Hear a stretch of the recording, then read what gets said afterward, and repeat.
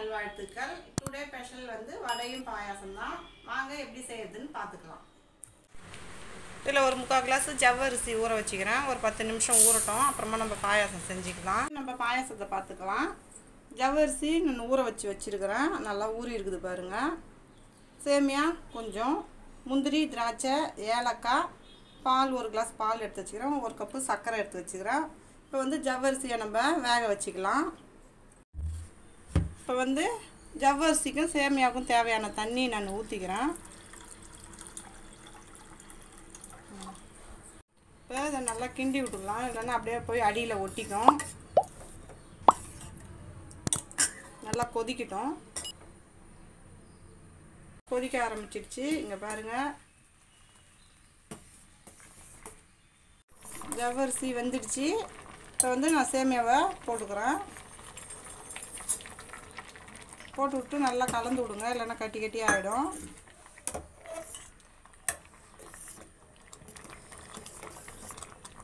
ஏலக்காயை போட்டுக்கிறேன். அடுத்தது சர்க்கரையும் போட்டுக்கிறோம்.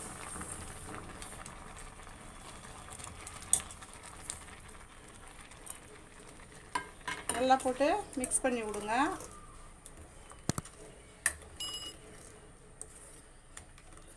நல்லா மிக்ஸ் பண்ணி விடுங்க, இல்லைன்னா சேமியா வந்து அடி பிடிச்ச மாதிரி ஆகிடும், போய் கீழே ஒட்டிக்கும். அது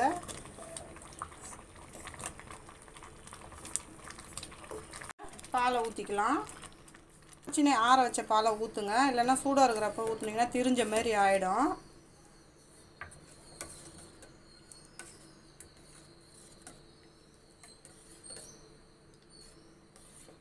பாயாசம் ரெடி ஆகிடுச்சு. இப்போ ஒரு ஸ்பூன் போல் தேங்காய் போட்டுக்கிறோம், தேங்காய் துருவல் போட்டுக்கிறோம். இது போட்டால் இன்னும் நல்லா டேஸ்ட்டாக இருக்கும். இப்போ நம்ம முந்திரி திராட்சையை தாளித்து இதில் கொட்டிக்கலாம்.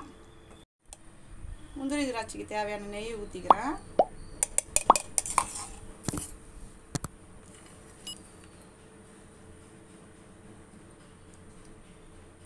முந்திரி போட்டுக்கிறோம். நல்லா அப்படியே மிக்ஸ் பண்ணி விட்டுக்குங்க.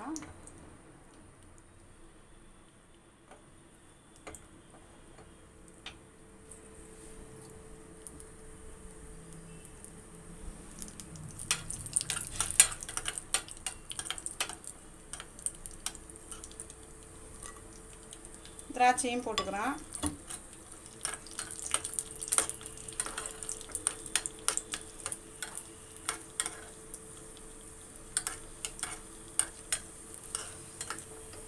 நல்லா முந்திரி திராட்சைலாம் பொரிஞ்சிடுச்சு. இதில் போட்டுக்கிறேன் நான். நம்மளுடைய பாயாசம் சூப்பராக ரெடி ஆகிடுச்சு.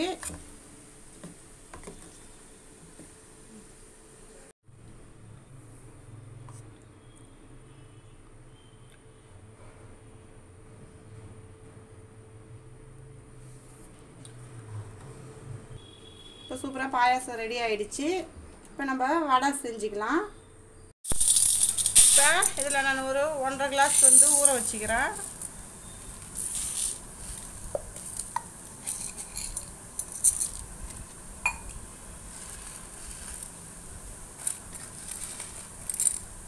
பச்சரிசி போட்டு ஊற வச்சுக்கிறேன். ஒரு 1/2 மணி நேரம் ஊறட்டும். 1/2 மணி நேரம் ஊறிச்சு. இதை நான் 2 3 தடவை கழுவிட்டேன். இப்போ வந்து உளுந்து போட்டுக்கிறேன்.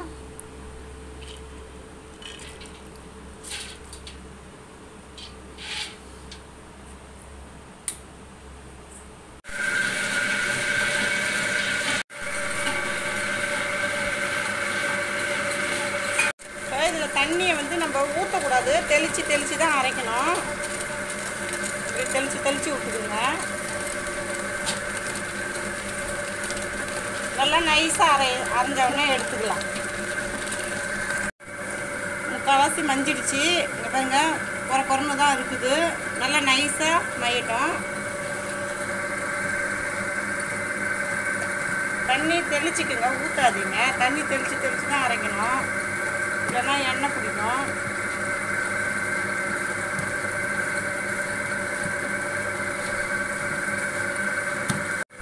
மாவு நல்லா மஞ்சிடுச்சு. இங்கே பாருங்கள், நைஸாக இருக்குது.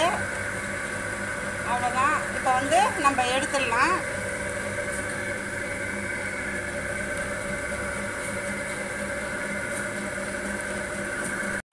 பச்சை மிளகாய் சின்ன சின்னதாக கட் பண்ணி வச்சுருக்கிறேன். ஒரே ஒரு பெரிய வெங்காயத்தை சின்ன சின்னதாக கட் பண்ணி போட்டுக்கலாம். கருவேப்பிலை கொத்தமல்லி கிள்ளி போட்டுக்கலாம்.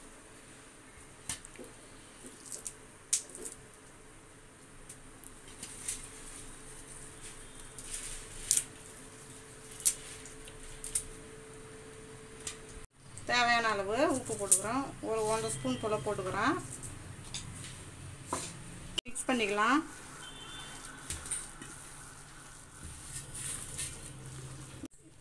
ஏற்கனவே நம்ம உளுந்து ஊற வைக்கிறப்பயே அரிசியை போட்டு ஊற வச்சு அரைச்சாச்சு. அதனால் அரிசி மாவு இதுக்கு தனியாக போட வேணாம். நல்லா மிக்ஸ் பண்ணிக்கிட்டு உருண்டையாக ஊட்டி போட்டுக்கலாம். தண்ணி தொட்டு சின்னதாக ஒரு உருண்டையாக உருட்டி இப்படி ஒரு இந்த மாதிரி போட்டுக்குங்க.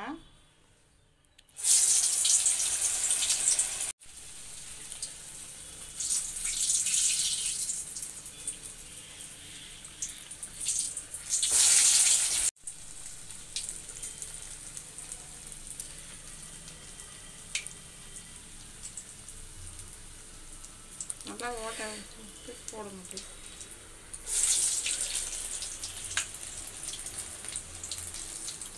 இதே மாதிரி எல்லாத்தையும் போட்டுடலாம்.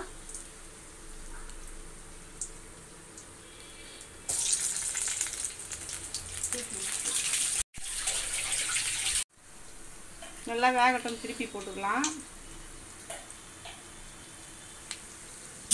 இப்போ இந்த இது 2 ஃபஸ்ட்டுலேயே இது முதல்ல போடுறதுனால இது 2 வெந்துடுச்சு.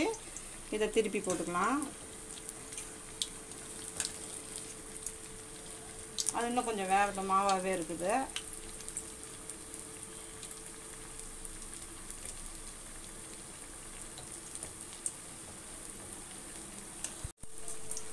அப்போ இதுவும் நல்லா திருப்பி போட்டுக்கலாம். உளுந்து பக்குவமாக அரைக்கணும். அப்போ தான் வந்து வடை இந்த மாதிரி வரும். தண்ணி நிறையா ஊற்றிட்டோம்னா எண்ணெய் இழுத்துடும். பக்கம் திருப்பி விட்டுக்கலாம். பாருங்கள் வடை எவ்வளோ சூப்பராக வந்துருக்குதுன்னு. நல்லா குண்டு குண்டாக அழகாக வந்துருக்கு வடை.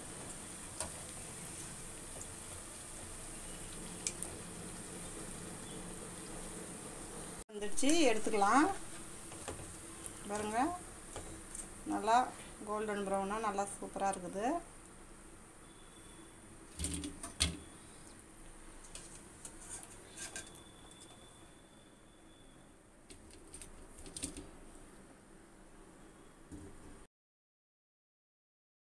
இன்றைக்கி வந்து நான் வந்து வடையும் பாயசத்தையும் டேஸ்ட் பண்ணலை. ஏன்னா சாமிக்கு படைக்கணும். இந்த வீடியோ பிடிச்சிருந்தா லைக் பண்ணுங்கள், ஷேர் பண்ணுங்கள், கமெண்ட் பண்ணுங்கள். மறக்காமல் நம்ம சேனலை சப்ஸ்கிரைப் பண்ணிவிட்டு பக்கத்தில் இருக்க பெல் ஐக்கான் கிளிக் பண்ணி ஆல்னு கொடுத்துருங்க. தேங்க்ஸ் ஃபார் வாட்சிங்.